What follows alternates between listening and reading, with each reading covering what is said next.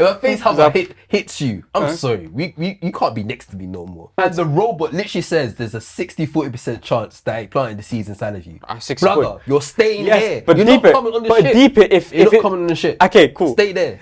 Let's wait. Are you letting me come on the ship? No, they try. No way. It's not possible. It's not possible.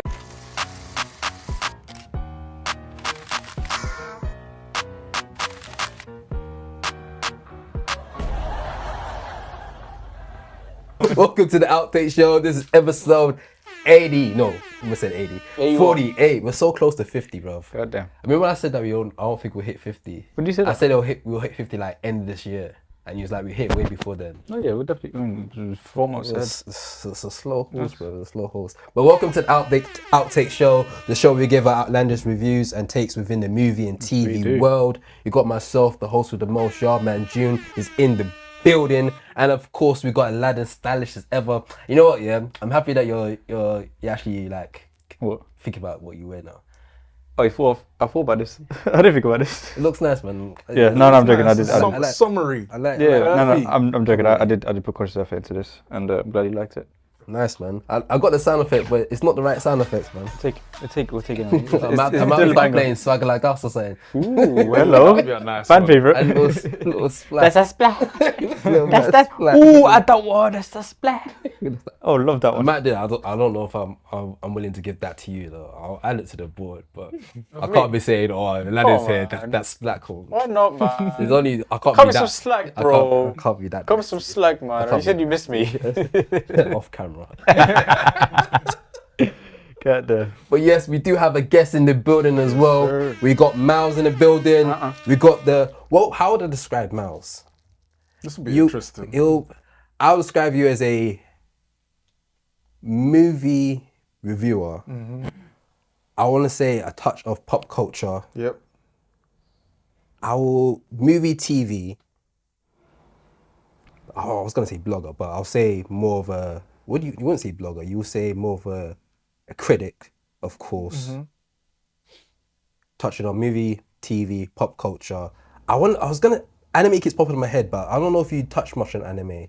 I do, but because of what I do, it's more anime movies. Okay. So when the haikus and the demon slayers and the blue locks, they reach cinema, I'm more touching it. I watch it in my spare time, but it's impossible for me to keep up with everything. Yeah. So I don't really review animes as such unless I'm blown away by one, then I can do a recommendation, but it fits within the movie realm. So anime movies. Oh, fair. Cool. Mostly movies. We do have Myles in the building. Hello. He also goes by Agents of Screens. Yeah, that's the platform. So all these details will be in the description below. So I recommend everyone to go check it out for all his reviews and opinions on movie and TV. But today we got a few things to go around to talk about. We're going to be talking about Alien Romulus, and we're going to be talking about the world of franchises, finding out about original IP and why a lot of franchises are coming back and why it seems like Hollywood is scared to do original IP films. But first, we're going to talk about Alien Romulus. This is the Part where I woke up. the prequel sequel film that's out now, directed by what's his name? Fede Alvarez, who also did a remake to Evil Dead and a film called Don't Breathe, which is a really good. Really enjoyed that was really good, which is funny enough original IP, but he did those two. His latest one was of course Evil Dead, which I haven't seen but heard a lot of good things about it. Said it was a really good remake to the original, which was done by Sam Raimi, yes, of course. So this is Alien Romulus. I honestly, before this film came out, we're going to do a quick non-spoiler review, then we get into the spoilers and everything else, but leading up to this film, I didn't really think much of it, until it came to the month where they start doing the promo run for it. When I first heard about this film getting announced, I didn't really have anything much to say about it. I enjoyed the Alien franchise.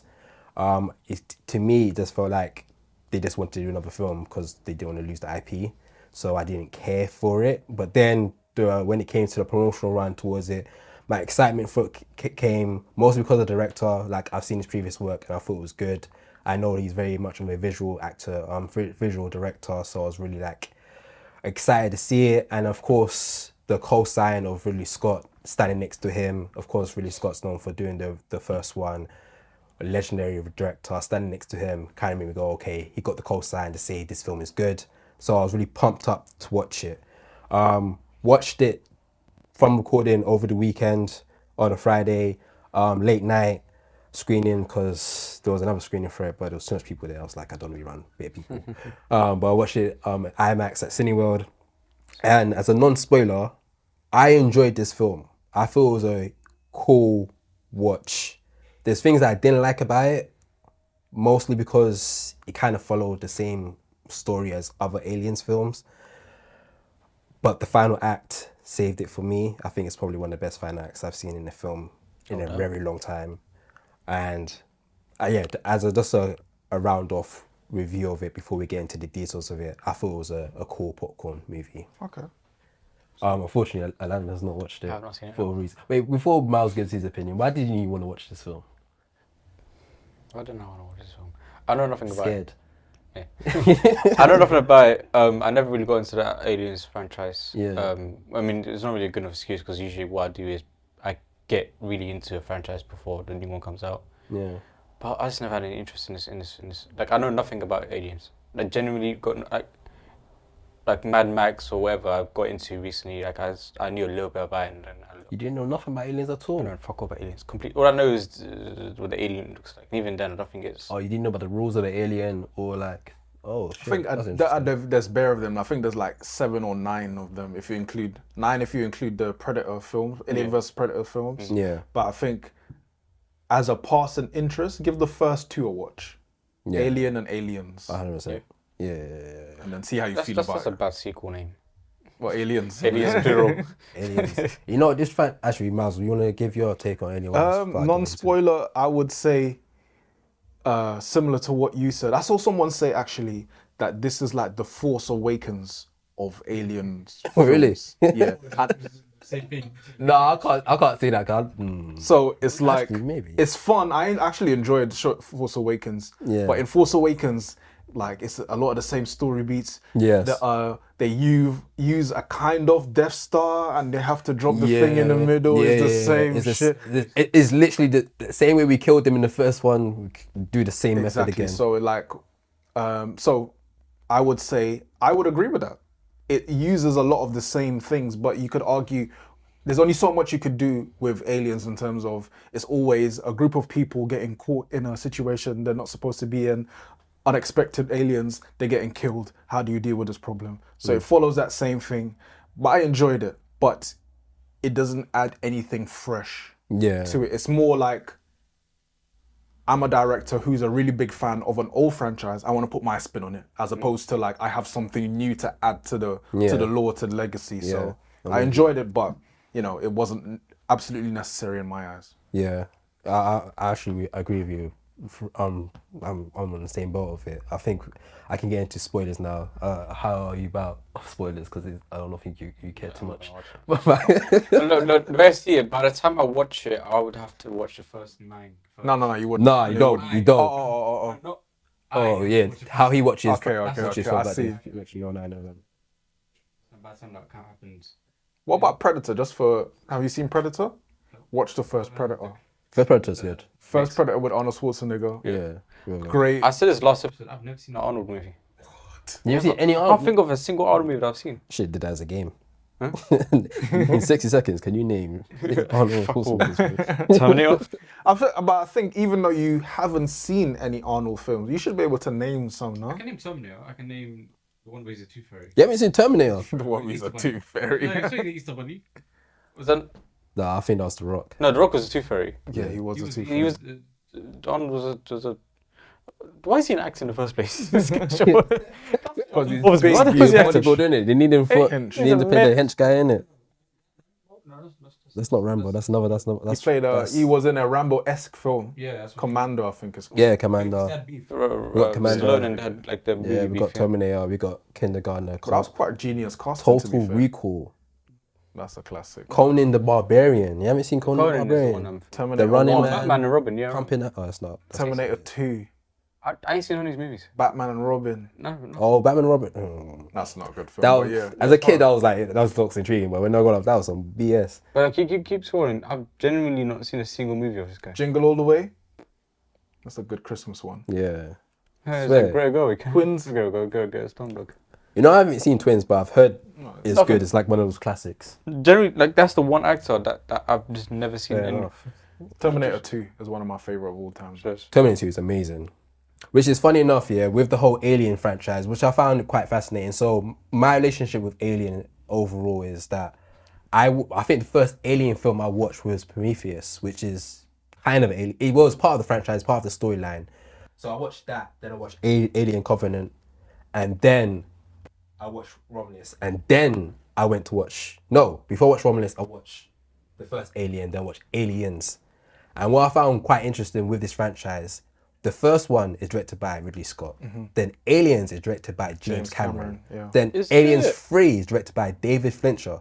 So I hated saw... that movie, though. That's But wild. like all these films, I was watching them, and I literally saw the different styles of each of these directors. So James Cameron's version of Aliens literally felt like a Terminator, even like Avatar. I felt Avatar. it had a lot of No, I Avatar clocked in that as well. You essence see, to like it. in Avatar, they had like the kind of mechs. Yeah, And they had the same thing. The same mechs in Yeah. Just copied that. Or even the file. one of the and- commandos had like a scar by his eye, remind me of the Okay, guy yeah, from yeah. Avatar as well. It's like, okay, so you took your little essence from it and applied it to your film as well. It was very interesting seeing these three different directors have their different styles. And the third one was like Fight Club. Bro, you know what? Yeah, the third one to me was so bad. Is it? So bad. I feel like David Fincher, which probably is one of my favorite directors, I feel like this franchise is not meant for him. I don't know why he touched Apparently that. there was, after rewatching, I was reading up on it. Like Yeah. he said that he hates the movie because apparently there was a lot of like studio interference. He didn't get Oh, like. okay. There's a director's cut as well. Like there's a lot of. I'll be That's interested to one watch thing what I this really time. like. Just am I on? Yeah, Yeah. man. So that's one thing I really, really like. Like this, a movie by this director, but how much is he actually? How much of his input is actually in it? How much of this movie is this guy's vision? Like that's what the whole watching a movie based on this because this director did it. I can never take that serious, man. Because the fact is, unless you fund it yourself, there's always gonna be studio input. Yeah. Studios gonna think about return on investment. But I think that's most movies, no? That's what I'm thinking. But I feel like most directors, the elite ones, know how to navigate, even Yeah. though with those. That's why, hurdles. like a Nolan movie, I know it's Nolan. That's why Yeah. a Cameron That's his movie, I know terms, it's yeah. Cameron, etc. But if I like the movie that's got a new director, let's say Greta Gerwig, for example, right? She's made a couple movies, like the biggest one is Barbie. Yeah. Everything she makes up until she becomes the big is gonna be studio interfered by studios, and it's gonna be like.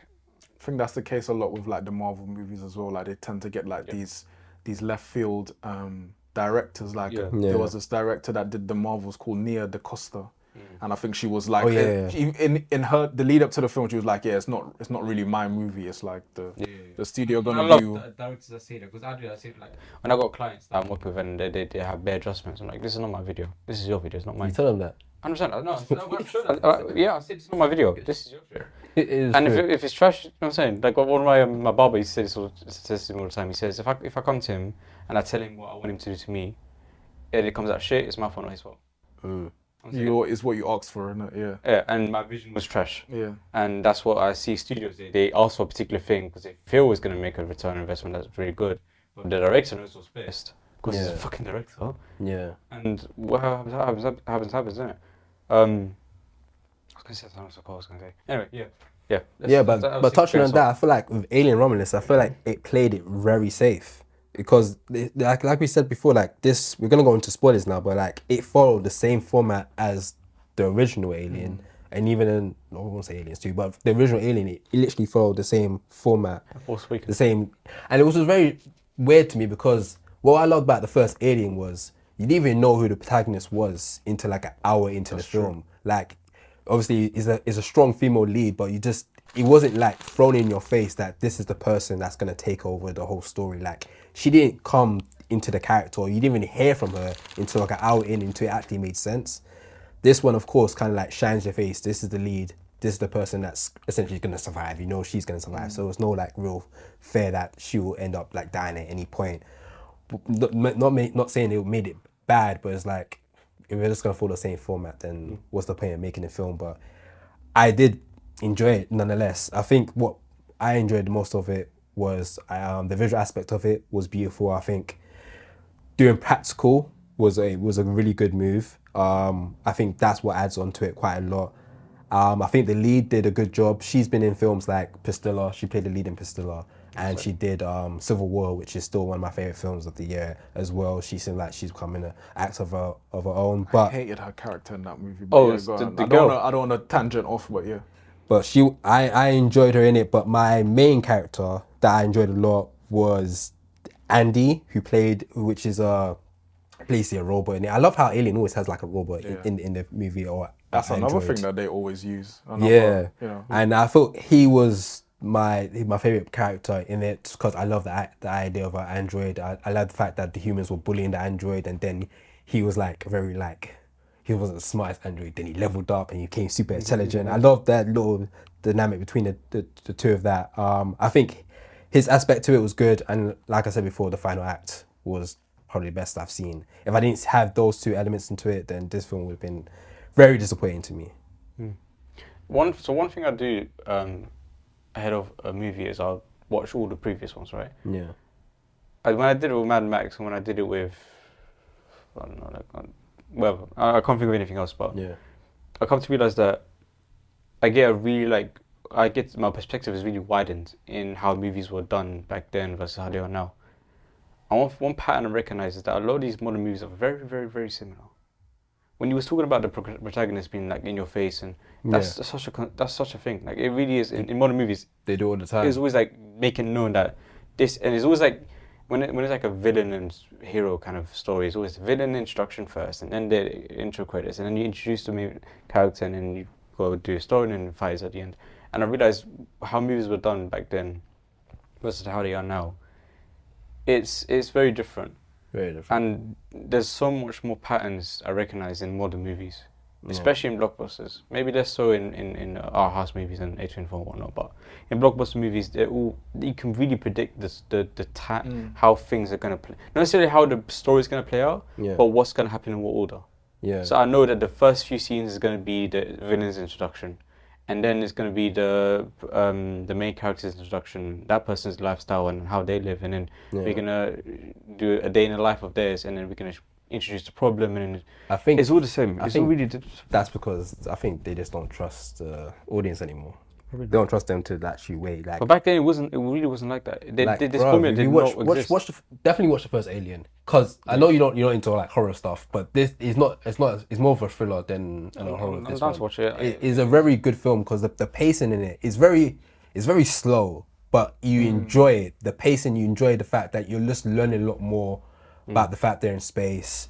You learn about the alien takes a very long time to become the actual alien, and the suspense of that is very entertaining to watch. Like I literally timed it. The alien didn't become a thing until like over an hour into the film, but I was very intrigued to see what was happening. more subtle. Aliens Super is subtle. more like action, more like in More your like face. guns blazing, shooting all them like. What's funny is that when I do this like previous movie watch, and I always do it because I look forward to watching the new one. Yeah. But it's gone to the point where I'm actually more excited to watch the old ones. Oh yeah. Because I know what I'm going to give the new ones. With these old ones, how you describing aliens, it sounds like it's a lot more entertaining than Romulus. Yeah. And that's probably what I'm going to look forward to the most, watching the originals first. Yeah, it's like, like if someone passes down a recipe to you, and you yeah. follow the recipe, like, okay, But you ain't got 2 the tablespoons yay. of this. You ain't got So the Romulus is like you're following the recipe, but then you add a little garnish on the end just to be like and the garnish is what he's talking about, the last 20-30 minutes where he kind of puts his own kind of spin on it, but previous to that he's just following the recipe. So do you think it's just modernized? Exactly. It's just a modernized Exactly. movie. Updated technology, updated graphics, all that stuff. Exactly. Which was kind of very disappointing for me. Like, honestly, I was watching this film and like before the final act, I was like, oh, this film's quite mid. And then I got that scene, which was like there was a lot of suspense throughout the film. There's a lot of, for me, it felt like the most scariest Alien to me because I was watching IMAX, so the sound was like really good, and visually it looked really good. But I was very much like, what's about to happen? Yeah. But Can I pause you for a second? Yeah. The battery's gonna die, so I'm gonna switch it real quick. oh, fair. It's flashing. Cool. We'll be right back after this commercial break. Da-da-da. Myles, you want to give a non-spoiler review on Alien Romulus? I think we're spoilers now. I mean, not spoilers, spoiler review on Romulus. Spoiler review. Okay, so things I enjoyed. Same like you. I thought like they dialed into the horror elements. The body horror was good, like bursting out. Oh, of the chest. yeah. There was a lot of blood. There was like that whole kind of pregnancy scene. That was crazy. Oh, shit. The pregnancy scene in Aliens? Yeah. Let's go. I'm down for this So one. the final act had... You know what? I knew it was going to happen because one of the characters said, I'm pregnant. And I was like, okay, foreshadowing activated. the thing comes out of the blab. So what happens is, the part of the story is, there is Andy, the android. Yeah. They all go onto a new ship, and on the new ship they discover old elements of the previous people that were on there. One of which is another android, and the android has his own. He's got set like his own mission. Yeah, he's got his own mission. His mission is to protect the company, regardless of how many casualties there are. Yeah. So, the company's way of forwarding the advancement of humankind is to use some of the alien DNA, and integrate it with the human DNA, because humans will eventually die out, and aliens are basically like immortal. They don't need to eat, they don't need to sleep. Yeah. But they showed them a video of like a rat that was kind of dead. They injected it and it come back to form. But then they left thinking that the formula worked. But when the video goes on, Amazing Spider-Man. the rat transforms into some mad little kind of mutated creature. Yeah. So, pregnant woman is dying. They all thinking, we shouldn't use this, but she didn't see all of that. She see the video. So she's dying, she's thinking, how can I save myself? And she sees that, she injects herself with the thing. Oh, long day. And then instead of her turning into it, the baby. the fetus. Yeah, and she gives literally, comes because the formula kind of speeds the process of things. She gets pregnant, like shows it, and just literally gives birth to it. Does she give birth, or does it like this? No, she gives prison birth break to it. Yeah, she gives birth. She to gives it. birth. Like they cut the umbilical cord and everything. Did It was she have to very bite graphical. it? Did she have to bite it, Yeah, or she she bit that.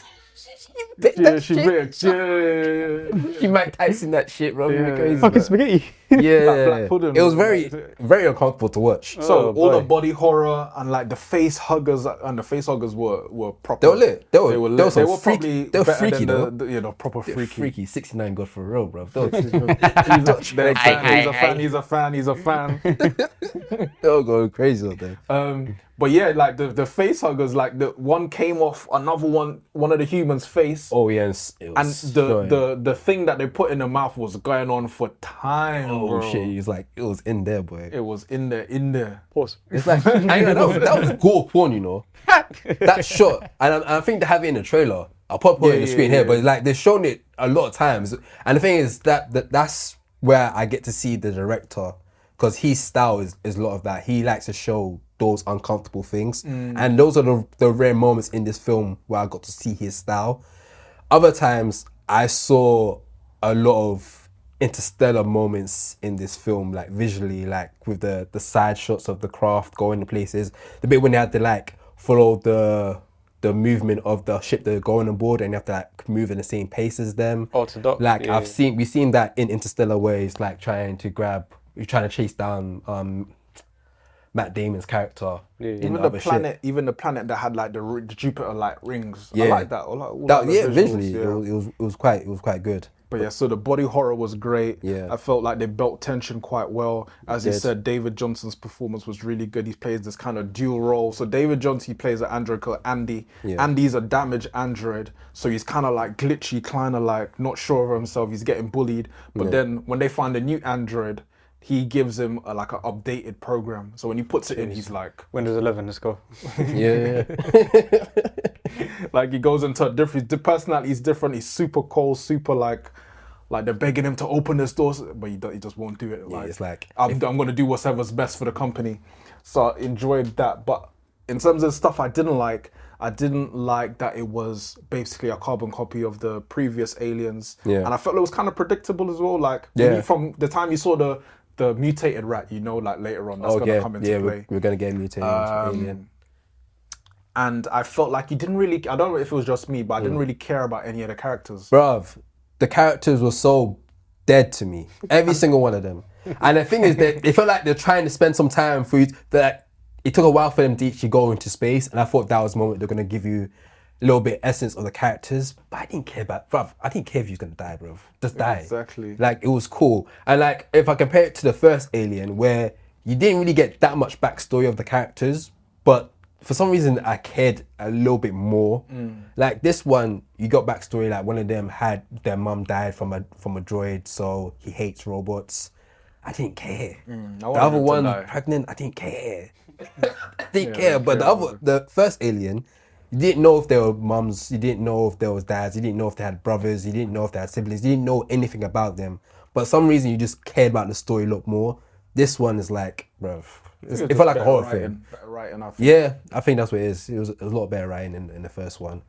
You said you didn't like the lead character. I think she was okay. Yeah. I thought she was okay. I don't like. She was basically Ripley. She was, and that's what I hate about these Alien series now. Ever since Ridley is such a great character in the Alien franchise that they always try to replicate it anytime. Like Prometheus, I don't think I said that right, but in that film, the female lead, they have that one. Then Alien Covenant, they have that one as well, and they just follow that format to a T. Where it's like it just feels very lazy. Like you can be a little bit more creative. Yes, great to have a female lead, but let's not just say let's not make that the bare minimum. Like let's add a little bit more layers to it as well. Even like in Alien 1, there's a scene where the guy is showing her how to work the gun. Oh yeah. So yeah. you do this. They had the same. Yeah, they did it. Fam, you know what? Yeah, Carbon copy. My points might go down on this film. Still, when I left the cinema, I was like 3.5. I enjoyed this But film. it's a good trick that movies do is that if it leaves a good taste in your mouth, pause. Yeah. You're the Like if the final thing they show you is if it tastes good, Yeah. If that shit Oh, should I'm get to with you. The thing is, no. So, correct me if I'm wrong. This is the first Alien movie in how long? that.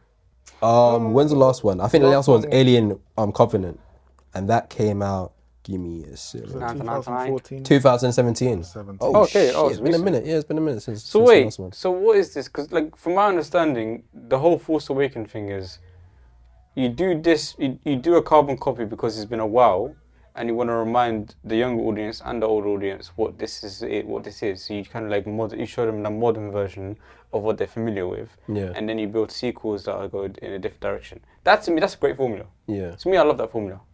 The way Star Wars did it, but Yeah. in terms of formula, this makes no sense to me because they. No, let me back out the. So this one, in terms of the timeline, this one's after the original. So it's in between. What I need to know is Alien like what and movies Aliens. came out in what year, so I know like. What do you mean? Overall. Yeah, so, the all the aliens, like what, how what's the gaps between each? Is there like was there a crazy long gap at any point? Maybe from Prometheus and the last Alien, which was 97, Alien 86, Resurrection. 92, 97, 04, 07, 12, 17. There was no flipping gap. What are you talking about? Aliens? Yeah, there's no gap between alien movies. Like big, like we're talking like Star Wars. I mean, kind the of gap. biggest, not that much, because obviously you had the Aliens Professor Predator, but the last gap between this one and the last one is almost 7 years. 7 years, which I think is a big enough gap Okay, fair enough. between the two. That's why I So feel like he felt safe enough. Yeah, He's treating it the same way as Force Awakens, like we're doing a remake, Oh, so it's a reboot. but it's a reboot in a way. So But have they got like sequels planned?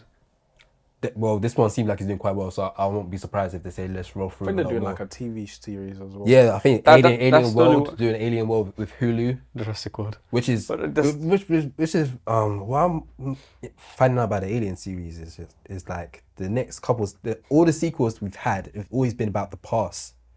They've never done anything new. Another sequel which is like upgrading the story. They always go back to the past. So the last sequel's been Prometheus and Alien Covenant, which is before Alien in terms of the Alien timeline, and then Alien Romulus is Alien In between. after in between the first one and the second one, and then Is it Alien between? Earth, it's in between those two. And Alien Earth, which is going to be a TV series, it must be the first film before Prometheus and like Alien They're Covenant. scared of general. So it's like, why can't they go do if you're gonna do a sequel, why can't you do a sequel that's just like the next story? Yeah. Like Yeah. you just go further down into the past. Where it's like I don't know. I don't understand why they do that, but That's funny. I haven't seen Alien on Resurrection, so I don't know if that's like meant to be the conclusion of the whole Alien series. And there were in this film there were a few moments where characters made really stupid Oh. decisions, but that could just be a horror thing, because you know, like in Yeah. horror movies, they do Yeah. like Everyone loses brain cells. Yeah, but when it's then scared.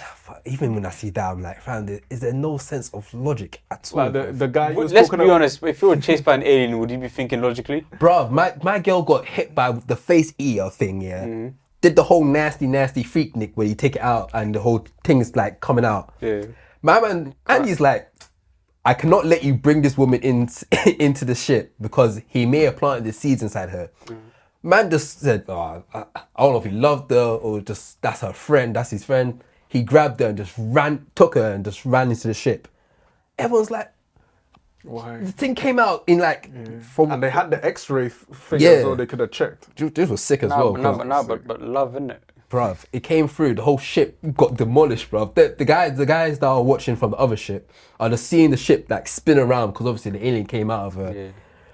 slapped up the pregnant girl, knocked her unconscious, and now it's going on a madness running around.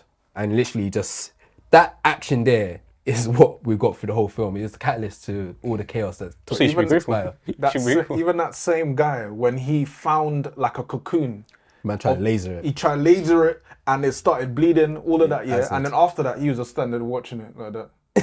And then the tail come out, hook him in his chest. So I was like, bro, move, man. When you gonna kill it, move. No, bro. I'll be dead serious with you lot.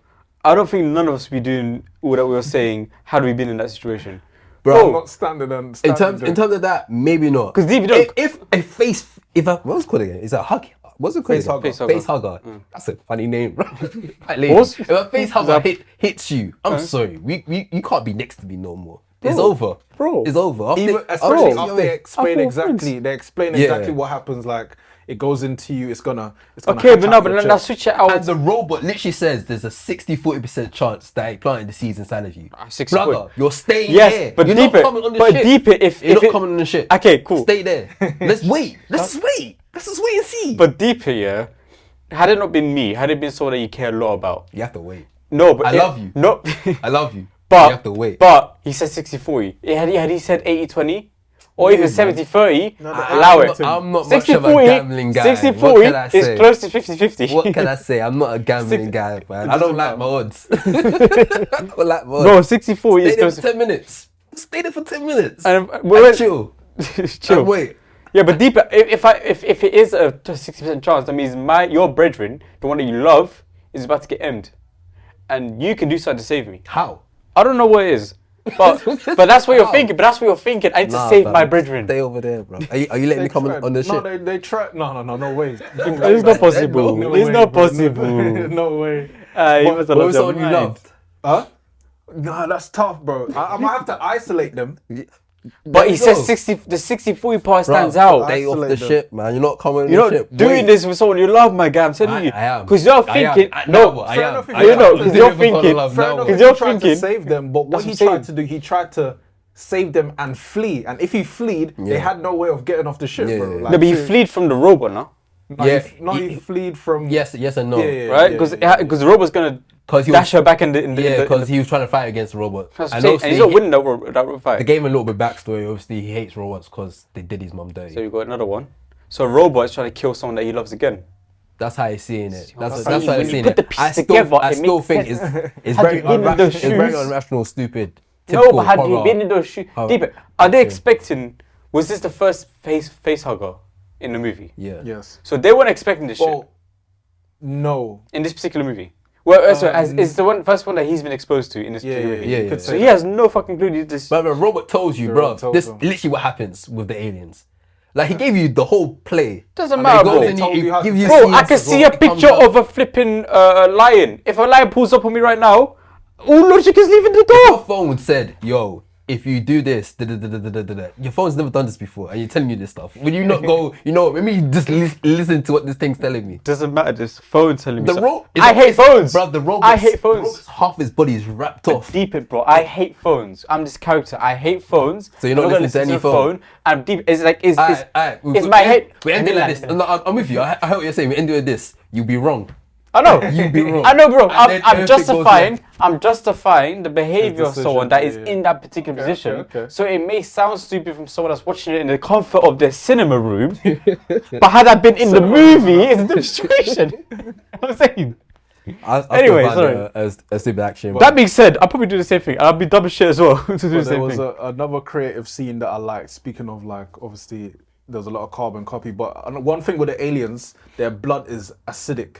So if you kill one with a gun and it splashes on you, like it will literally you're done. burn Yeah, you. Or so one thing that they said is that because of the ship that they're on, if the blood melts the ship, because they're in space, it will cause like a vacuum and kill you're everyone. done. But there's like an anti-gravity thing on the ship, so they turn it off so that when they shoot the aliens, the blood is just floating in the air like that, and they have to kind of avoid it at the same time while being suspended. And that was quite a good scene. Yeah, that was hard. That was hard. I think I saw some clips. I don't know how true it was, but it said that the director was inspired by the video game. Okay, There were some elements of the video game. Even the bit where there was a bit where all the face huggers were in a room, and they said that they obviously they can't see, but so they go off by body temperature, so they have to raise the heat of the room to match their body temperature.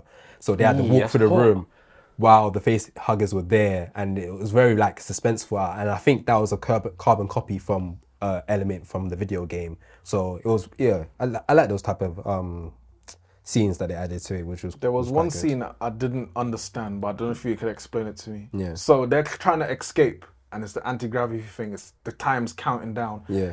The counter goes down, and she starts dropping. Yeah. And then instead of letting her die, the alien grabs her foot and just starts screaming at her. Yeah, I don't know why Why did he you- did why that. did- Why why you did just yak her and just like Yeah, just let her die. yeah, I don't know. I Why don't did he know. save her? I don't understand. I don't know. Maybe because some of them want to put seeds inside of you, and like I don't Can know. they only put the seed if the body's alive? I think so. I think Okay. sometimes there's been how's that- past how's- alien films where they put them inside the cocoon thing and they're still like alive, and then they'll save them or not. So maybe he was looking at her as like, this person seems perfect to put my host. seeds in. Damn. Pause. Thank you. I appreciate you for that. Bro, it's fine. When you're lacking, I got you. Know. all pauses are covered this episode. Lastly, on this film, obviously we spoke about the final act. What's your thoughts on it? Because this is probably peak cinema for I you. thought it was dead. Imagine. I thought it was cool, but we've seen the kind of humanoid aliens in that. I think it was Prometheus. Was it Prometheus? I think so. You know.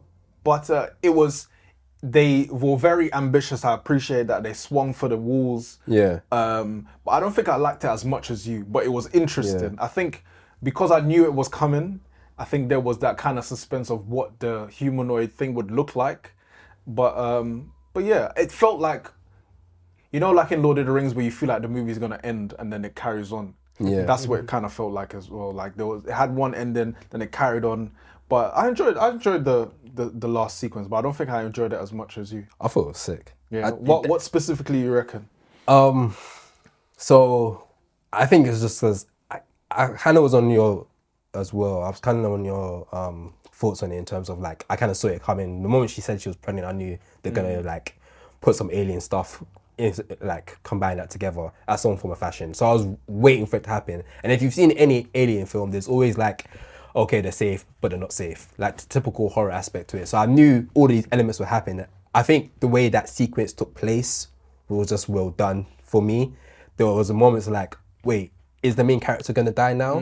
Like there was like actual fear that the main character might actually be at risk at this very moment. The pregnant girl, she's dead.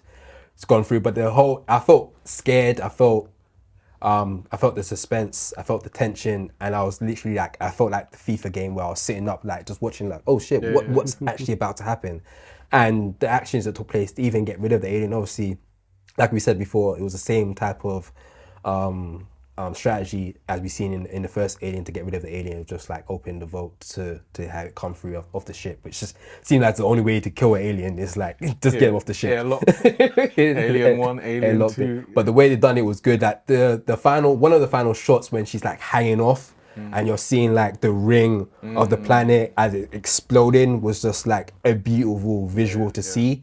So that made me go, okay, that was sick. Does it save the film for me?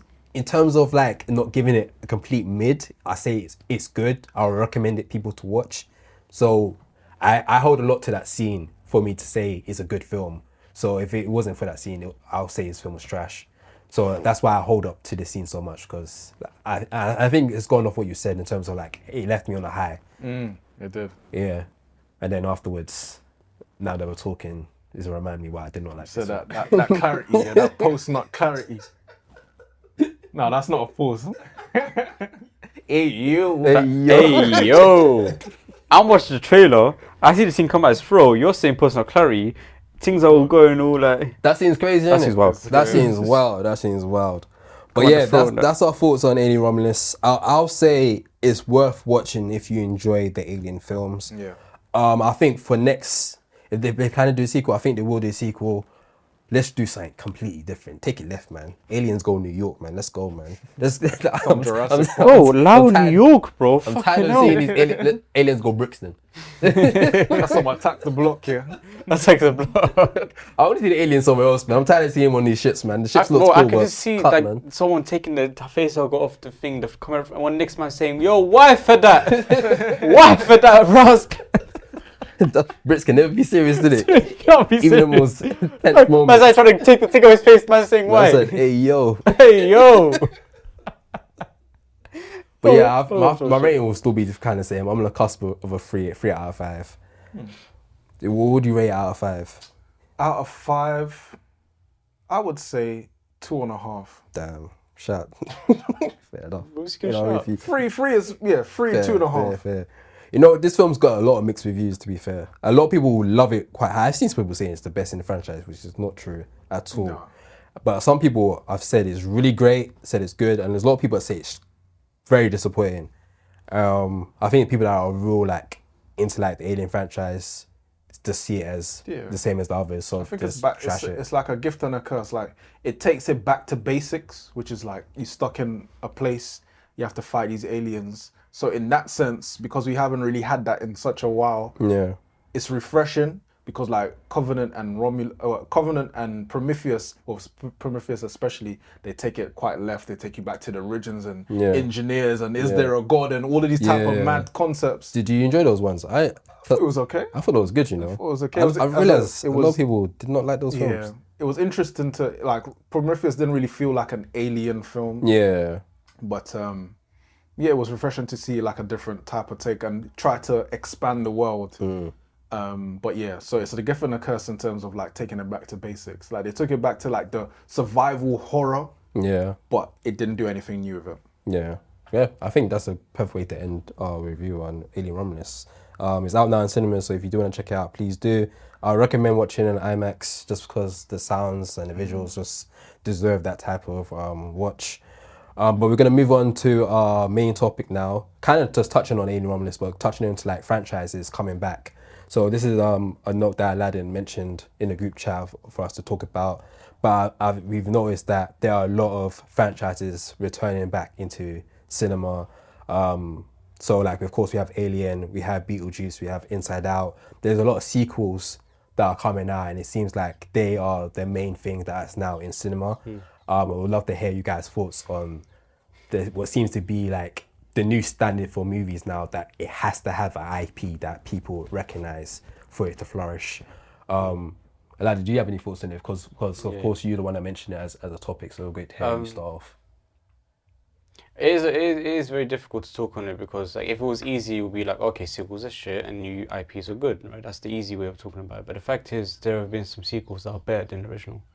One that comes to mind is Blade Runner, where the sequel was significantly better. You know what, yeah, I'm with you, but I think a lot of people will disagree with that. Take away nostalgia, they will agree with me. Probably. Take away nostalgia. And so, it is a difficult conversation to say, or it's a difficult question to say, is it a good thing or is it a bad thing? Fact is, a lot of the time, it is a money thing. A lot of the time, it is... I think it's only a money thing. I think, no, not all the time. I think certain sequels, they're done with a certain level of passion. I mean, you can put passion into it, but it's definitely because right now, they did do it for did you see the clip of Matt Damon talking about why comedy is no longer in cinema anymore? No, what do you He said, well, I'll play the clip as well on the screen for people to watch. But essentially what he said was, it died when the DVD died. So a lot of comedies flopped in cinema, but they made the money back through DVD. And once you took away DVD, now they can't rely on the comedy to do You well. can't Streaming? justify the risk in it. Yeah, and that kind of relates to the IP. Cinemas, well, companies, production companies can no longer rely on people just to watch something just because it is a good original idea. They need something to give them somewhat of a like confirmation that it's going to sell. That's why we're getting a lot of video game adaptations, because we know there's an audience for that. That's why we're getting a lot of Marvel films, because we know there's already an audience for that. So I hear what you're saying, but I feel like their main reason they're doing it is for money, but they might get someone that's passionate to do it justice. I do think it's more expensive to make a movie now than it was back then. Oh yeah, So I agree. based on that, back then they can take as many risks as you want. yeah, You can lose the money because the fact is it wasn't that much money anyway. yeah, And when a movie did good, the profits were insane. crazy. Rather than now, Just from the cinema tickets. Yeah. Forget about DVD. right? So yeah. rather than now, when a movie does good, it's profit, but we just spent half a budget on Robert Downey Jr. So it is one of those things where there were a lot more movies coming out back then. It was just throwing movies and seeing what sticks, and now people are a lot more like specific and particular, and they really want it to work, and it's a lot more risky to do an original story, an original IP. Yeah. And I almost like that. I like the A24s and was it Neon and those Yeah. art house movies where they ain't got budget, which means they're forced to be creative. What they say, that line, I can't remember what the line is, but the lack of resources will force them to figure it out. Yeah. Whereas when you have unlimited resources, you get the Marvels, Yeah. right? So But A24 is kind of going through a issue right now where it's like a lot of their original IPs flopped in the box office. yeah, And so much so that they're actually trying to find something to franchise. So there was a bidding war. They were trying to buy Halloween, but they got outbidded, so they lost Halloween. But it seemed like they're trying to make a franchise with obviously the success of Talk to Me, the horror film, which was like a 3 million budget but made like over 100 million. They're announcing a sequel, which is a first time I've seen A24 even do a sequel to and a look, film. and as much as we hate to see a small studio that's been making amazing movies now lean into the whole blockbuster side of things and whatnot, it's part of the process if you want your business to succeed in this field. And the only thing you can do is try to stay true to yourself and try to stay true to your passion for the movies. But the fact is, you won't win like that. Like Marvel, for example. Marvel's a great example. Marvel, when they released Iron Man, that was the biggest risk they could ever have taken. Yeah. Because had that movie flopped, they lost, Marvel Studios would have lost all their IPs. Yeah. So other studios, they put everything on the line. And it's that passion and desperation that created 10 years worth of magic. Yeah. But now that they're comfortable. Would and you they say got bread. would you say you're happy with the fact with Hollywood doing sequels, or you're kind of against it? Yeah, so on the sequel thing, it depends, man. I'd be So so real, depends. Like, sometimes I really enjoy watching. watching the sequel. To give you a great example, For Planet Planet of the Apes. Right, I watched all the Planet of the Apes movies ahead of the new one, of course, called Kingdom. And Dawn of the Planet of the Apes was the best thing they could have done. Yeah. That was a sequel. That was a reboot, and they brought back from an olden IP, and it was sensational. Yeah. So whether I like it or not, I can't. There is no yes or no answer to that, unfortunately. But we're getting a lot it's a though, risk. bruv. Have you seen what we did the last episode?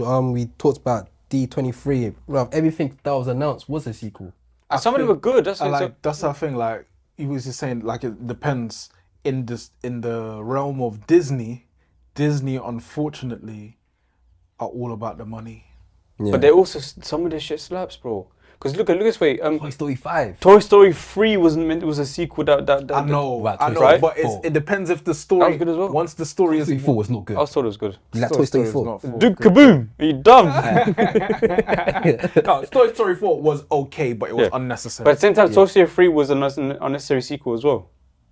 Look, deep Not it. really, because When did you're Super- never really mad at a third film Technically- because you went a trilogy. technically, Look, I got Technically- it here. I got it here. 1 second. no, technically, I hear what you're saying in terms of it's unnecessary. However, at the end of Toy Story 3, you have the arc.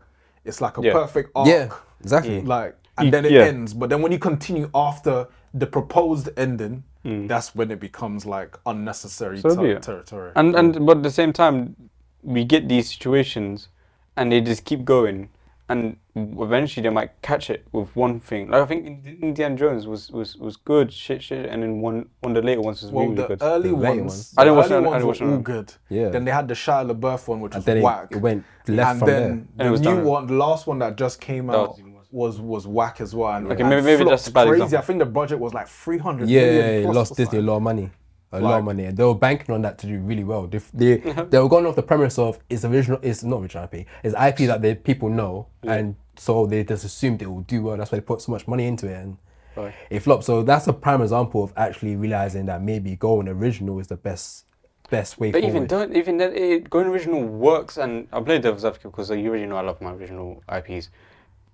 But I can't just allow you guys to say, and I'm not saying you are saying it, but I can't allow there to be a narrative of sequels are bad because they're fucking No, not. they're definitely and not we bad. all agree that they're not because there are some sequels that slap. I think Yeah, Absolutely like slap. Top Gun Maverick. There we go. This is a great example. Yeah, but that's a perfect sequel in terms of That's there's a legacy huge sequel. gap between it. Not much people even knew that it was even a sequel.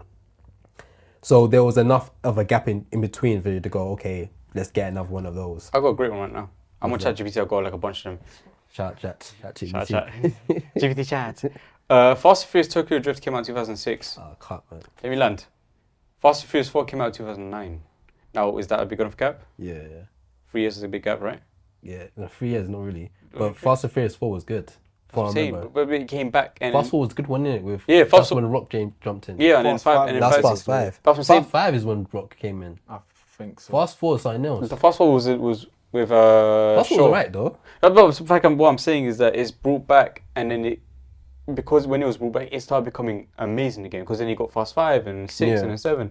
Yeah. We don't talk about 8 or 9 or 10. No, we ain't talking about that. Or X. X part 1 out of 3. But the fact is, like, we can't just say.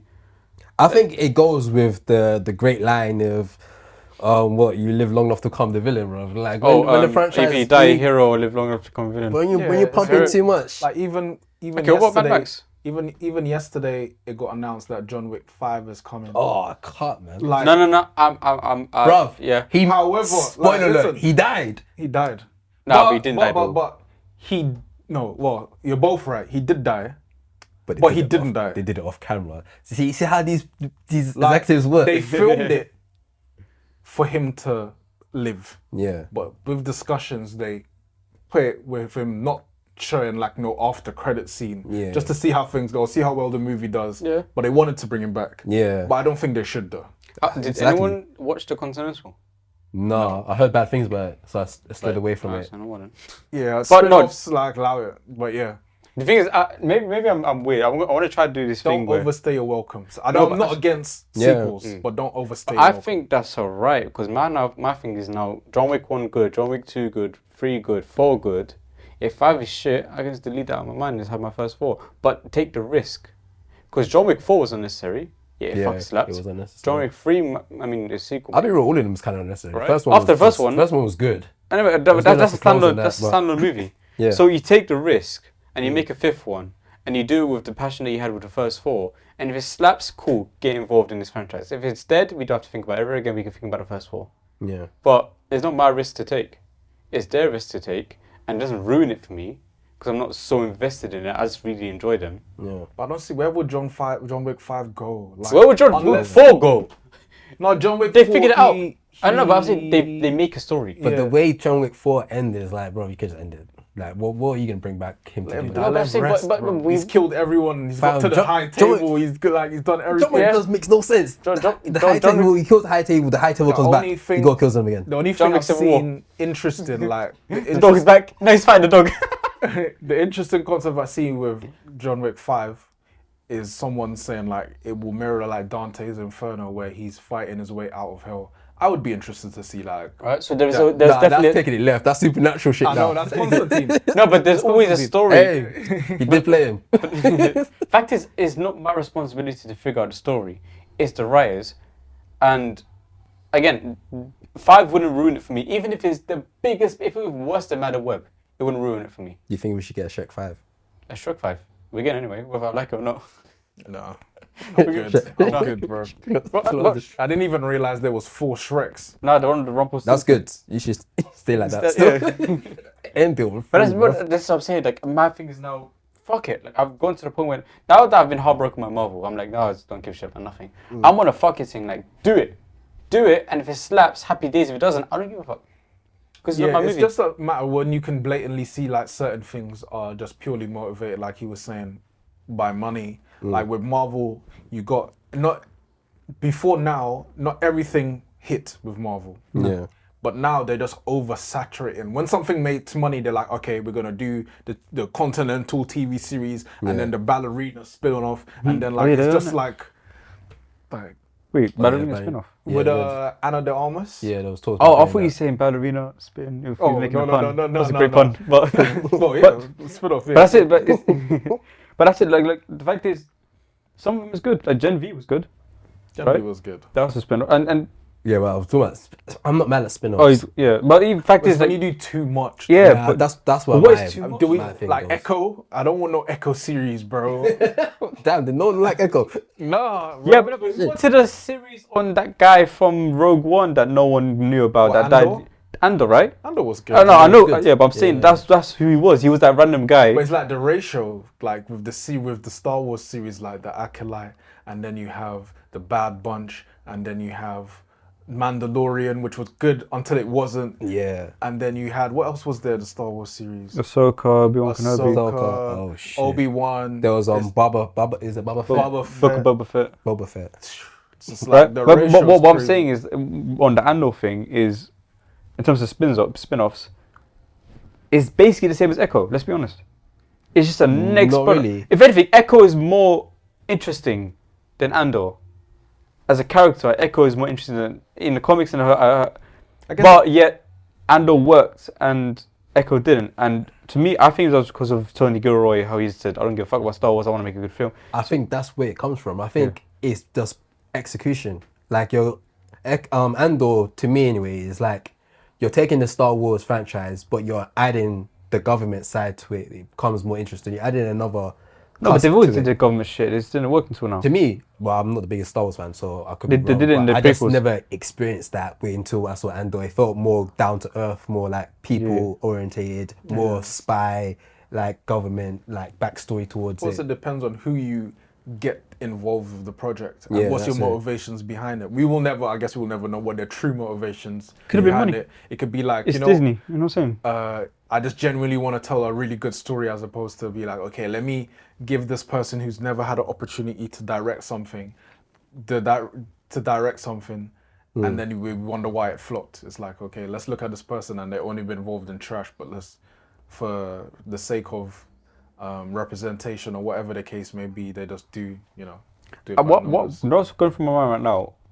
What did, assuming Disney didn't propose it, it was Gilroy that proposed it or whatever.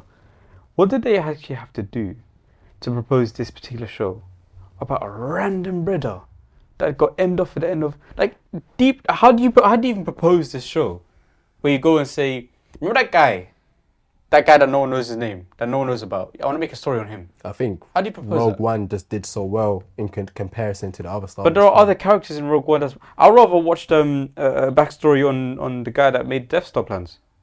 He would what's his name? Mads Mikkelsen's character. That would have been a great show. We all know about the stats. That character probably did really well in terms of testing. People must really like that character in Rogue One. Really? Maybe it was enough for them to say. I'm saying that we don't know the backstory of what. We really kinda don't, led them and to we're saying it's theories why right now. This can work, Yeah. but for every reason it did, and it did work as well. That's what I'm saying. So I bring up Andor to say that spin-offs and sequels, they really are they really are 100% risk. What the motivation of it existing, or what the motivation was for it to exist, to me is irrelevant. What is relevant is the creators, directors, screenwriters, and writers, and I want to say student interference as well.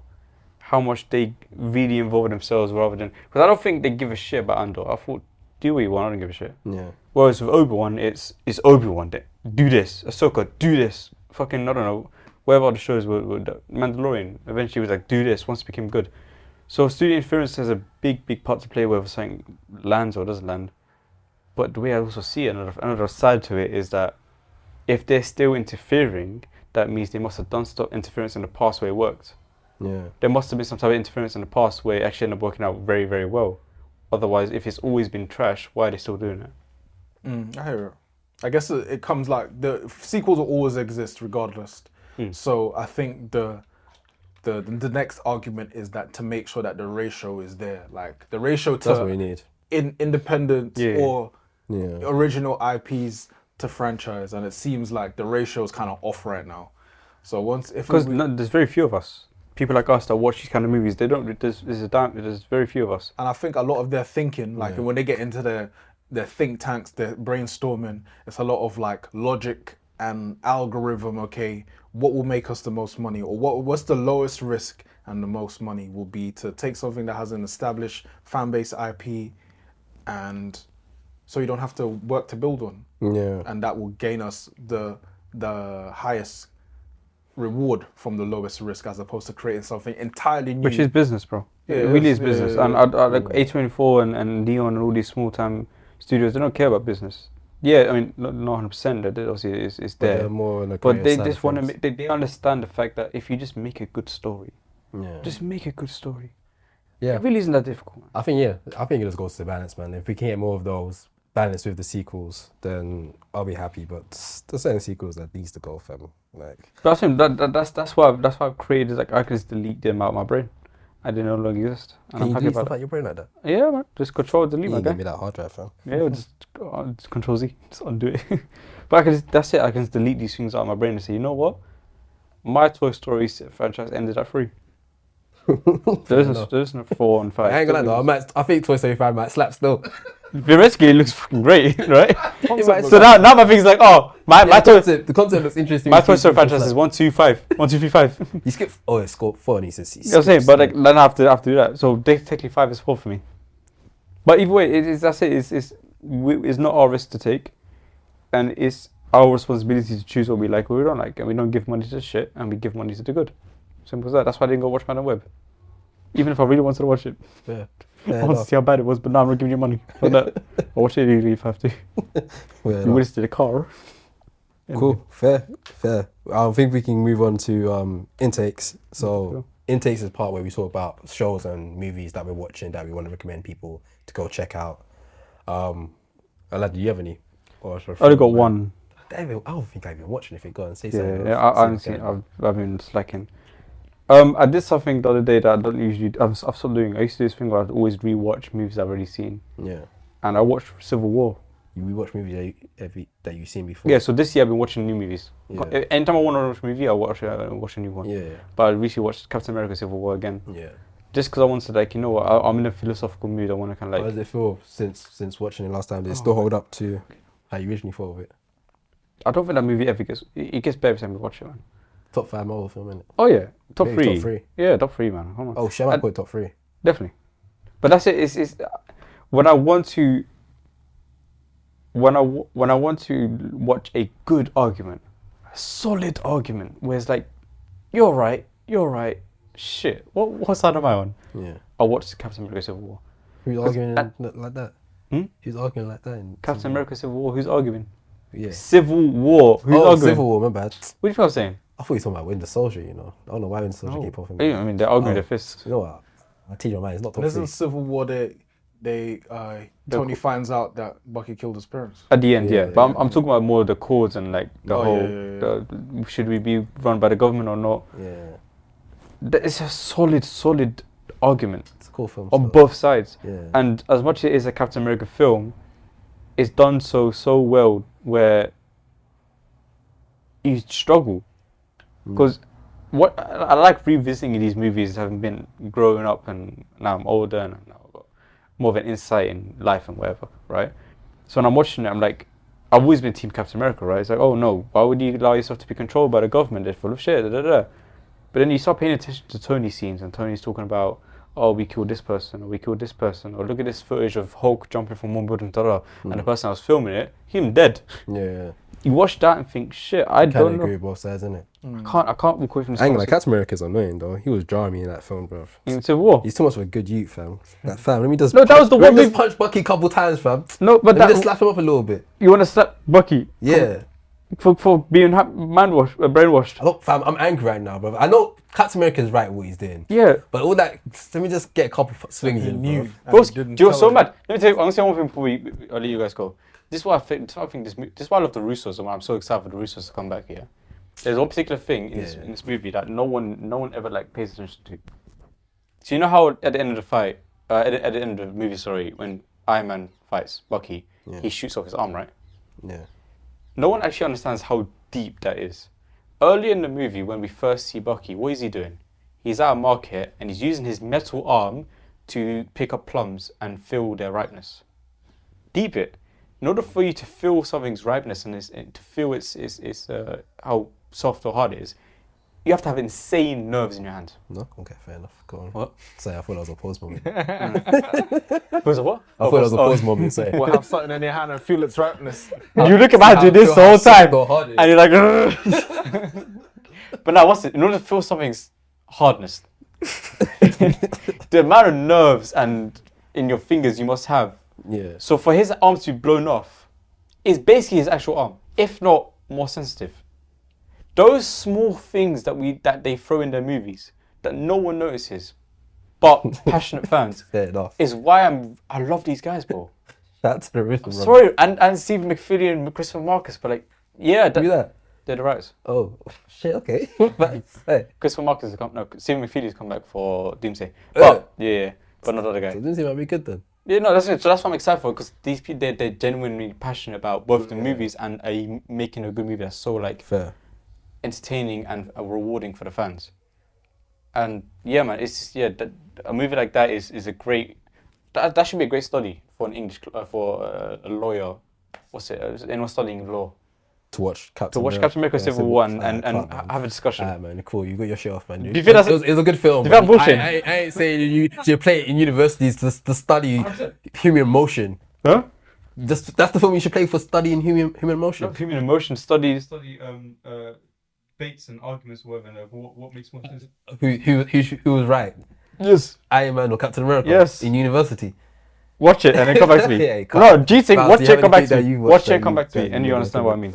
The stuff that I haven't watched anything new recently. I've been rewatching stuff to prepare for watching new stuff. So, and people come to me about things I've recommended to them. So the things that I've rewatched are the things that I'm watching right now. So, for example, I recommended to a friend of mine to watch Snowfall. Yeah. Snowfall, the series with Damson Idris in it, Yeah. and he's telling me like how much he loves it and like the layers and the character development over the 5 seasons and the ending and the themes. Snowfall, Sandman. Have you seen Sandman? No, I tried to watch it. I didn't get into it. Sandman on Netflix. I'm watching Give Vin. some time, slowly we'll make a solo movie about it. Not with that Sandman you said. And I'm watching Vinland Saga season 2 at the moment. I'm so behind on anime. I know. I'm behind on that. I'm still on season 1. Okay. Season 2 is completely different, but yeah, I won't spoil anything Yeah. for that. But those are probably the 3 things. Oh, fair. You mentioned that. Prestige as well. I Prestige. rewatched Prestige. With Oh, the film. Hugh Jackman. Oh, Yeah. that film's hard. Cold! Good. You know, Bro. I feel like such an underrated Christian Oh, Nolan yeah, film. You know? My God. But that's I think it's the- one of his best films. Yeah, could be his best. It could because be his best.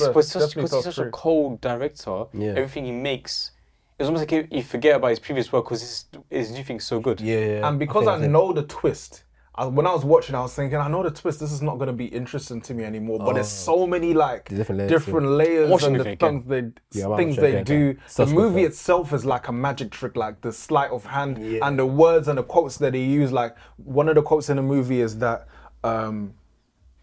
when you should never tell people what the trick is, because once you tell them the trick, they have no interest in you anymore. Like when Christian Bale shows his wife how to do one trick, she was like, "Oh, was that how you do it? Like it's whatever." So it's Everything like after that was just it was just after that. So in the movie, they show you like once you show someone, as in the audience, how to do the trick, it's kind of playing on that like it's no longer interesting type theme. So it's such a good movie. You have to suspend your disbelief a little bit. A little bit. That's what I think. A little bit, yeah. A little bit, a couple moments at the end. But yeah, it's such a good movie though. Yeah. But Such a still a classic film.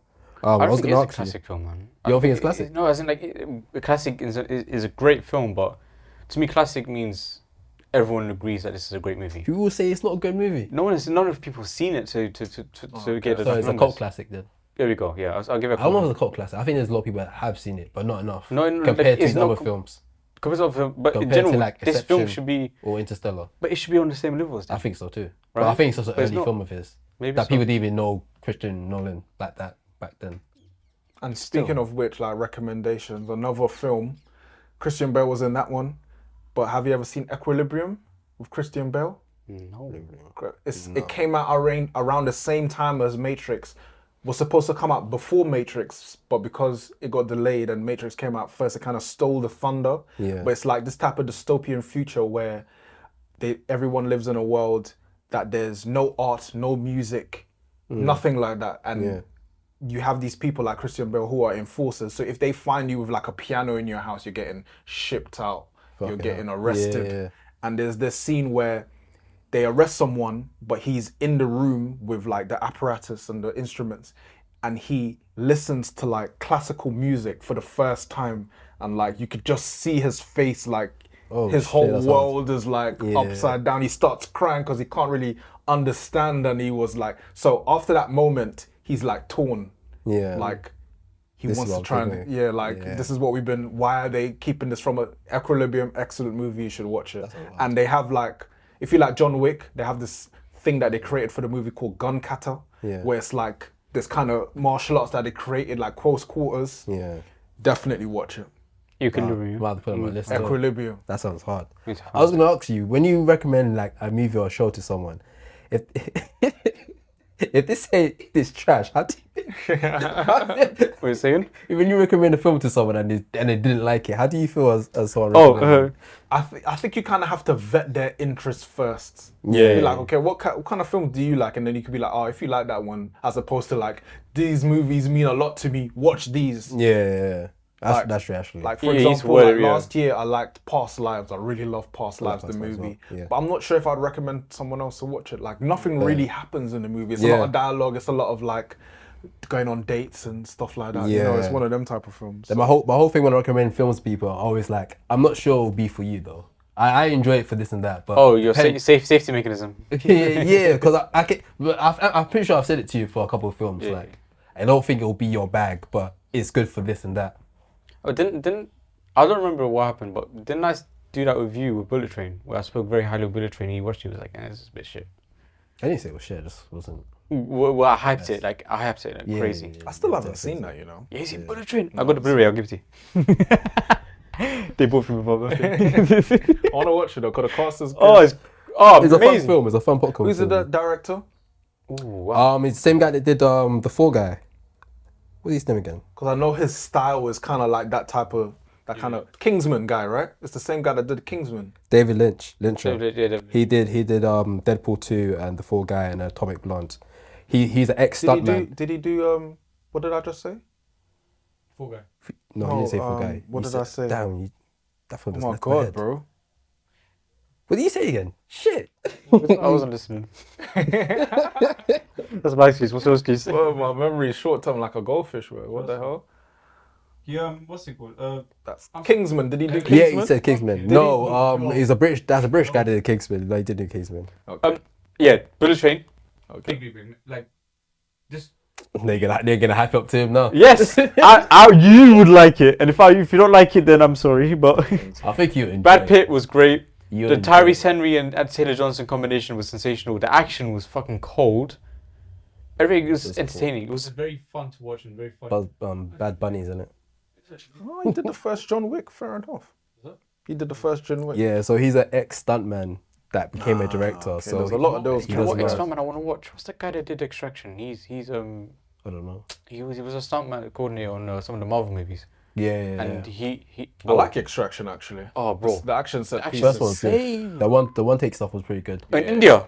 The No, second, where he's trying to save the kid. second And the one movie, and was you know, trash. if you watch Corridor Crew, they do like stuntman reacts as well. Innit? They brought on I think they brought on the director actually, and he was talking about certain scenes where actually, like there's one scene where Hemsworth is fighting with that Indian guy, Yeah. and they fall off the building, and he licks his head off the truck, and it actually happens in real life. Like he dropped and licked his head off the truck, and they kept it and used it in the film. You know that's the same thing that happened with Tom Cruise when he jumped off the broke his building. ankle, yeah. He jumped. Yeah, on, and he jumped building, fucked his leg. got Yeah. but he carried on. He kept going. He kept doing it. Running bare funny and that. He's like, "Did we get it? Got it? Cool." Then he was out for a couple of weeks because Listen, we got it. Okay. Ah. that guy, bro. That guy's like 70, bro. Top Shit. white fam. Top Yeah. 5. But no, yeah, what's it? Yeah, watch Corridor Crew and watch Bullet Train. Yeah. Anyway. Yeah, Tom Cruise is my Snapple facts. Tom Cruise is my favorite actor of all time. Favorite actor? What do you think of him?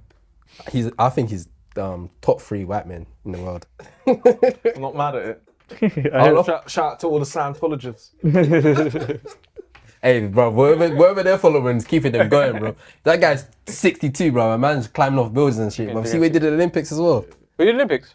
Yeah, he was at Olympics. He jumped down from closing the ceremony. top of the stadium Stadium.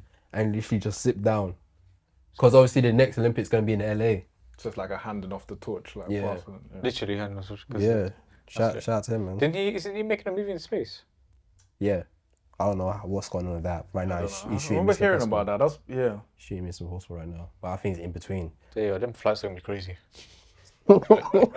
Crazy guy. Well, hit SpaceX after Elon Musk for that boy. Yo, Elon, I got an idea. Hear me out. Sick man. Cool. That's all. I don't have any intakes. I have no intakes because I haven't been watching anything new except for Alien and Aliens. I'll definitely recommend Alien. I'll recommend Alien to you to watch. To give that a watch. No, That's there's a a few classic. He still had like a solid little bunch of stuff to watch. Yeah. I'd say that's a solid. That's a 10 out of 10 for me. You know, I really enjoyed Alien? the film. Yeah, I enjoyed it a lot. Yo, I this finished the film, list it's is like, getting longer, but I'm not watching anything. yeah, you need to start watching stuff, my guy. Huh? Yeah, I said you still need to start watching this stuff on your list, my guy. I was gonna watch Civil War again. That's big enough. That was my life for a long time. But whenever I watch a movie, I just watch the same shit on repeat because I really liked it. I think I can want to watch the film again if there's enough gap in between. Yeah, definitely. Like I wouldn't watch the same movie twice in a week, But but now that I review films a lot more now, it's like I might try to watch films multiple times just so I can catch things and make notes yeah, on it. that's what Jeremy Johns does. Yeah. Myles, before we wrap up everything, we'll get to just hear your film story and how you got into like reviewing movies and TV shows. How did I get into it? Yeah. Well, the background for me, just in general as a person, I just love stories. Yeah. Whether that be reading, whether that be comics, whether that be video games, whether that be anime. But I just watched a lot of movies as a child. Yeah. And for whatever reason, like my memory for those type of things is very good. So I'll be able to tell you, like when I watched Matrix, this specific thing happened in this scene and this moment. So I have my memory in terms of things that I'm passionate about has always been there. Yeah. And in terms of Agents of Screen as a platform and a channel, it started basically, initially it was a group of about 10 of us. Oh yeah. Yeah, so it started as we have this cinema and movie WhatsApp group chat, and we have a lot of different characters. Some people specialize in some things. Marvel guy, DC guy, action guy. Got a guy that watches a lot of horror. He was like, okay, we have a good banter. Why not try and like, let's play it on camera. Yeah. So it started as live at the cinema. So we would do all our reviews as a group live at the cinema. But then COVID happened. Damn. And then, like, I was the only one that was kind of prepared to be on camera Yeah. and do solo videos. Yeah. And then doing that through COVID and out of COVID, it kind of like blew up. Oh, okay. So after that, it was like people didn't really feel comfortable. It didn't really make sense. So I kind of took it and took the baton and ran with it. Nice. And then, things graduated. It used to be just YouTube. Then I expanded to like TikTok and Instagram. And yeah, it's just been upward and onward from there. It's been a journey, a lot of trial and error. But yeah, it is with reviewing movies. Some hit, some don't, and it's kind of like just kind of find where you kind of fit and everything else. But I think with movie stuff, it's such a niche thing. it is a niche. So it's the pacing for growth is quite slow. So you have to really enjoy talking about it. And there's little tricks and little things and cheats that I try to do to Yeah. like you should never. I know Stephen has said this before, Stephen Gateface, but you should never really be too obsessed with the numbers. Yeah. But like for example, I wanted to try and hit 1,000 subscribers on YouTube. So I tried to just do as many reactions as I could. I used to even do like rap reactions and stuff like that. Yeah. So that was the kind of thing that helped to get the numbers up there. But you have to kind of learn what, like for example, YouTube likes more long form content. Yeah. TikTok is like more short form content. So you have to kind of learn. There's a lot of learning that you have to do. I think one of the biggest takeaways for me is that like networking is probably the most important thing you could do. Like say if you have two of us, your content is really good, but your networking is trash. And my content is trash, but my networking is really good. More likely I will go further because my networking is more like more people will get to see your thing. So you have to bear that in mind and don't beat yourself up too much into like if you miss a movie. I used to be like I have to review everything, every TV show, every sacrificing sleep, you know, the editing process is long. Bro, tell me about it, yeah. Bro, listen, 8 hours, bro. especially like when you go to a screening, the embargo is up tomorrow. Yeah. You got work tomorrow, You wanna and you get have to out. write the review, film the review, Edit it and put it out. edit the review, and get it out.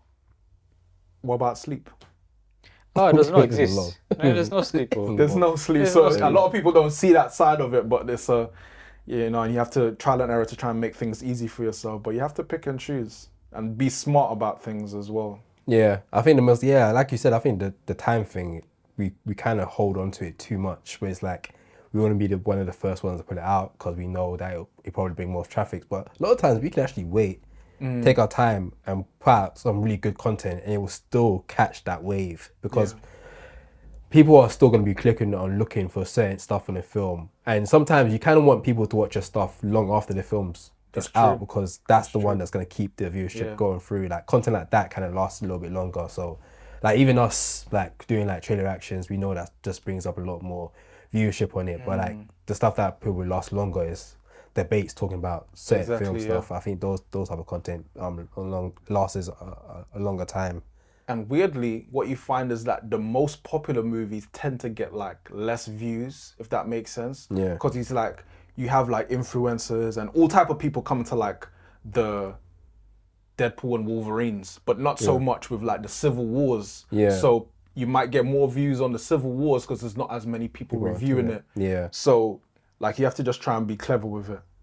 Because like for Deadpool and Wolverine, instead of obviously I did a review for it, but they were like, instead of just doing the one review and relying on that one thing, I did like 5 bits of content inspired by Deadpool and Wolverine. So I did like the review, I did like first impressions, I did Hugh Jackman top 5, I did the story of how Hugh Jackman became Wolverine. So instead of just relying on that one thing, you have to try and think ahead. You have to milk it a little bit and like find other avenues to talk about a certain film to get. For example, Gladiator 2 comes out in November. Yeah. So Ridley Scott, top 5 Ridley Scott, top 10 Ridley Scott. That'll be interesting. So I have a lot of movies to watch that I haven't seen. So between now and November, which is a realistic time frame, I could do that. Denzel Washington, top 10 Denzel. Oh shit, easy. that'll be crazy.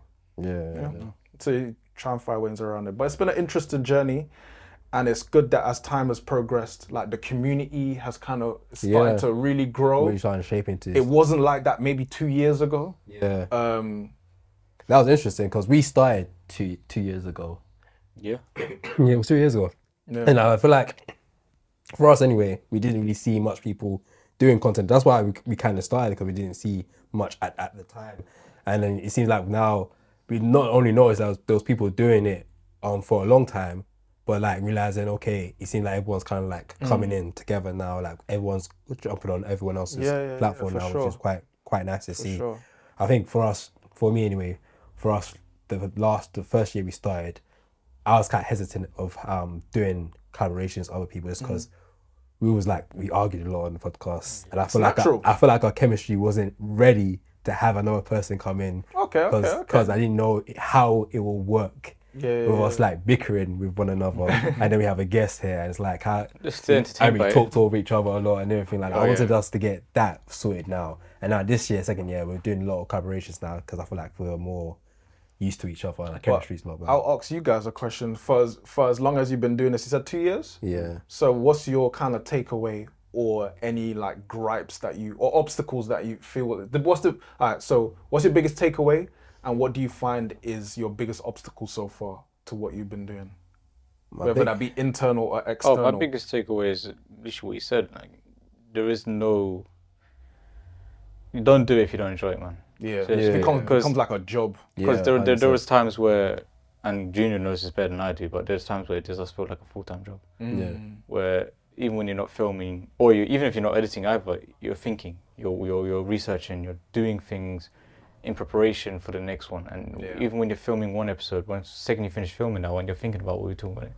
So no one would ever do this for free if there wasn't a passion. Yeah. So for us, movies and shows are our passion. We love this shit. We can talk about it forever. So we have, like, it had been a topic about sports or whatever. We give it up after 2 weeks. So that's my biggest takeaway. Like, this cannot run if I don't care. Yeah. If I don't love it. And you said challenges, right? Some of the challenges, I guess it's that too, man. It's the idea of it requiring so much commitment and sometimes feeling as though all your efforts are being overshone or completely just like no one. There'll be times where you, right? We'll do like a good podcast. We get the clips, like this clip is gonna slap. I'll put the extra spice on the edits. Bruv, 200 gel on TikTok. My head's hot. Right? My head's hot. That's one of the things that I've shifted in my experience with this. I just all I really care about, and maybe it's a bare minimum thinking in it, but all I care about is did I enjoy my shoot today? Yeah. That's it. I think it's good to have that approach to it. And and I get it, like I'm not as involved as Junior or Myles right now, right? Before I was a bit more involved, but now I'm like I took a bit of a step back. So I feel less of a responsibility, but equally feel less of the reward from putting in the kind of efforts that Myles and Junior puts in. But I guess the mindset of just taking it each episode at a time and just making sure I laugh and I create jokes and create a great environment for both myself and other people on the panel. That's all I really. That's my biggest priority. Yeah. Anything else more than that is bonus. One of our videos recently hit 100,000 views, right? Yeah. Bonus. Yeah. To me, that's a bonus. That's an extra thing. Yeah. The main thing is, did I have fun? Yeah. And a lot of time the answer is yes. I think at one point this was the highlight of my week, and I love that. Like I love the fact that it was fun, man. I think we're still having those moments as well. With like, I think like leaning more into just enjoying ourselves is ideal. But it's always difficult. It's difficult. Hard to find the balance in it because really I just want to shoot, but then I have to know I've got work tomorrow, so I have to make sure these edits like get somewhat done before I go through. So, but that's where the passion comes in. Like, if the passion ain't there, if the passion ain't there, then bro, I'll lock this off. Time ago, bro. I would have locked off. But yeah, the challenge is like I kind of on the same cast of Aladdin in terms of the grace in what was the first question in terms of what we were talking the most takeaways. Takeaway from me I kind of on the same cast of Aladdin. The challenge is the same as well. I feel like that you have to have a passion for it, and it is a very niche like subject, which is funny because normally when we find like a niche, you normally get the outcome from it a lot quicker because it's so niche. But with this, it still feels like, I feel like if we did football, you get, even though football in a way is a niche as well, you get a quick return from it because it's such a big thing. People love talking about football. If you say something they disagree on, you'll get a lot of viewership on. I think some reason with film, I feel like if you put so much content out, you might not get the amount of feedback as you want if you did another topic or another niche within itself. So plus, no one really, like, anyone that watches football, they just watch football and they want to talk about football. Yeah. And people that watch movies in general, they don't want to talk about it after that. They just want to watch it and go. You have to find people that not only like watching movies but actually like talking. I want to hear people talking about movies, which is a bigger niche than other stuff. And what you have to also realize is that even going to the cinema, going back to what we were talking about off camera about cinemas closing, even going to the cinema is a niche thing. Yeah. Like for the casual person, for the normal person, how many times they're going to the cinema in a month really? That's true. Like, very true. Obviously we were privileged to, like, if we go to a screen you get to see it for free, you know, but if you're having to pay for it, you're paying for your ticket, you're paying for food. Yeah. to travel there as travel well. there, Imagine, and depending what it- film it is, you probably spent a good 3 or 4 hours of your day doing it. Yeah, You even only like do it for a traveling. Yeah, the whole thing. And the thing is Childcare if you have kids. oh fucking, that's Yeah. even a whole other thing. And what I've come to realize is I used to think that this is a thing that everyone does, right? I thought everyone goes to the cinema. And when I started talking to people saying, yeah, I'm someone that watches movies, I'll go to cinema regularly. Like, oh, they respond by saying, I haven't been to cinema in like a year. Yeah. I'm thinking, what the Saying, fuck? That's what I'm saying. But how came out last month for you, baby? This is so That's what many I'm years. saying. I can't remember the last time I went to the cinema. And that's a stuff regular like that. thing. I hear that a lot. So like I'm forcing people to go to cinemas to watch these movies. So like shit. Like this is a dying. Cinema in of itself is a dying thing, right? It's, Yeah. streaming has become a There lot was an more. interview with a guy named Kevin Smith.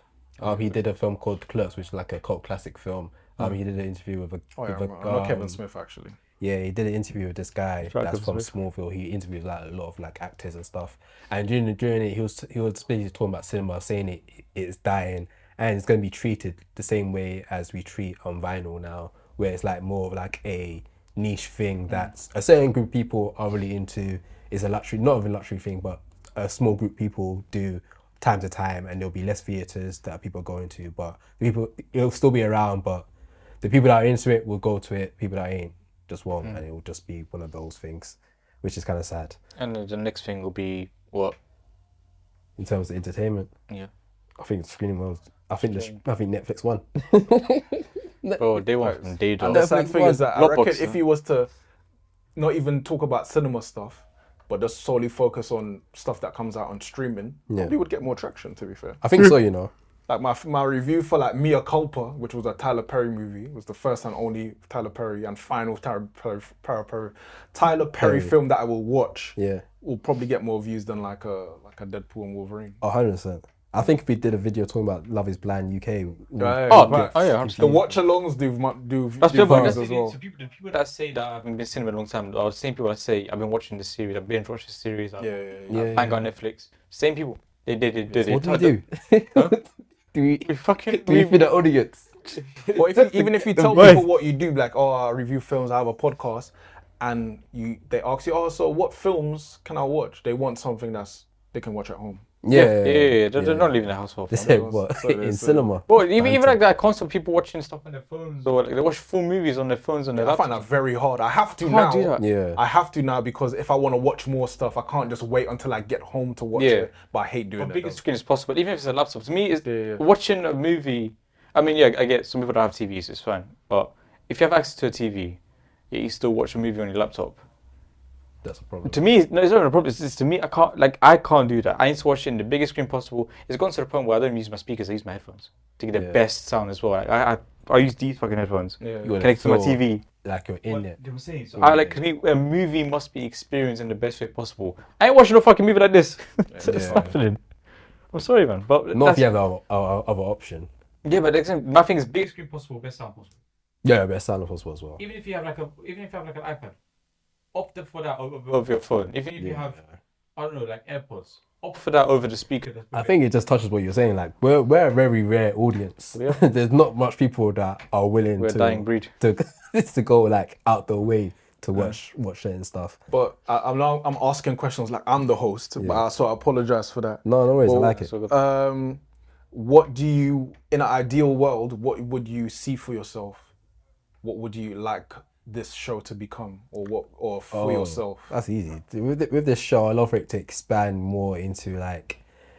I love for us to move out. Obviously, we're not allowed to say the location, are we? But I love it to expand we are into Brixton. Location X. a wider studio space. Okay. Ideally, I would love it to be an apartment that we rent and we shoot like in one of the living rooms, a big living room, and have like the kitchen area there and do a range of different content.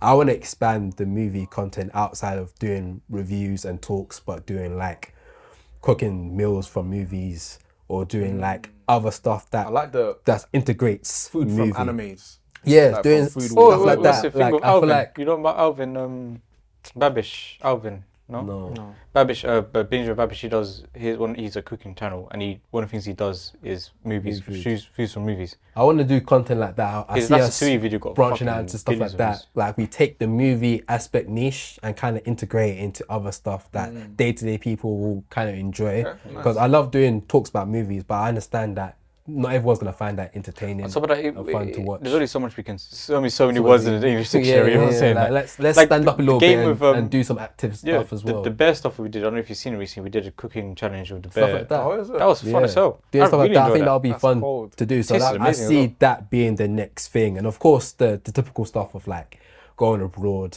going to like festivals abroad, taking part of that. That's why I see Outtake as a whole becoming in next couple of years. I would hope anyway. But throwing back the question to you, what would you see for Agents of Shields? Because you mentioned it now. Is it just strictly just yourself then, or Yeah, would it's you? just me. Yeah. And I think initially what the frustration was is that even though there was like 10 of us, I was basically like doing everything. I was like managing the Twitter, the Instagram, Bruv. doing all the editing, You got 10 doing man. the thumbnails, I was doing everything. You'd be raging, innit? You'd be raging. So, yeah. So to answer your question, I do everything. What I would like.